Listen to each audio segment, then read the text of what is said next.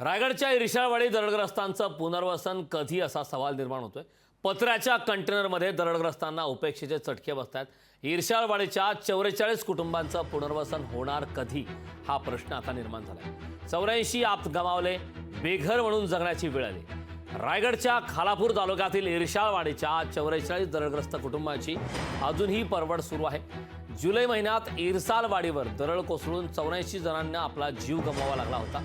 त्यानंतर उर्वरित दरडग्रस्तांचे चौकाजवळ तात्पुरत्या कंटेनर शेडमध्ये पुनर्वसन करण्यात आले। उन्हाच्या दाहकतेने पत्र्याच्या कंटेनरमध्ये त्यांचा जीव कासावीस झालाय। त्यातच पाणी नाही। दरडीखाली जे जीव गेले त्याप्रमाणे सरकार आम्हाला देखील मारणार आहे का, असा संतप्त सवाल आपदग्रस्त उपस्थित करत आहे।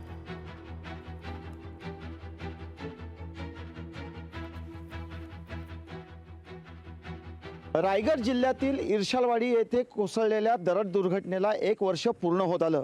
एका वर्षभरामध्ये इर्शाळवाडी येथील दरडग्रस्तांचं पुनर्वसन करण्यात येईल असं आश्वासन राज्य सरकारच्या वतीने देण्यात आलं होतं। यंदा वर्ष पूर्ण होत आलंय, मे महिना संपत आलाय। ज्या ठिकाणी पुनर्वसन सुरू आहे त्याच ठिकाणावरती आपण आहोत। दृश्यातून आपण पाहू शकताय सिडकोच्या माध्यमातून या ठिकाणी इर्शाळवाडी येथील दरडग्रस्तांसाठी एकूण 44 घरं साकारली जात आहेत।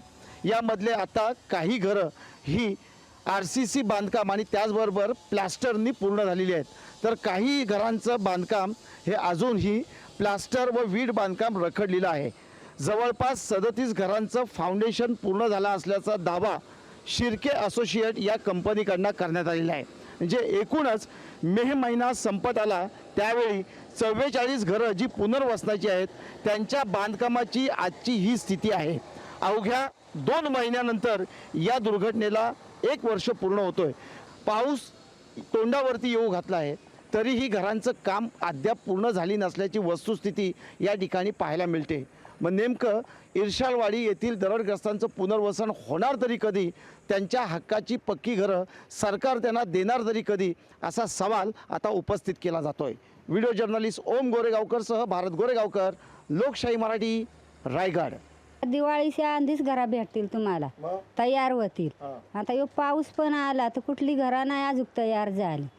आणि इथं राहतो, इथं गरमी पण पक्की, मच्छर पण पका। हे बघ रातवण या रोडलाच आम्ही झोपतो जाळी बांधून। पाणी पण नाही, पाणी पण वास मारतो। आंघोळीला पण पाणी नाही, बाथरूमला पण पाणी नाही, कधी तरी सोडतं पाणी।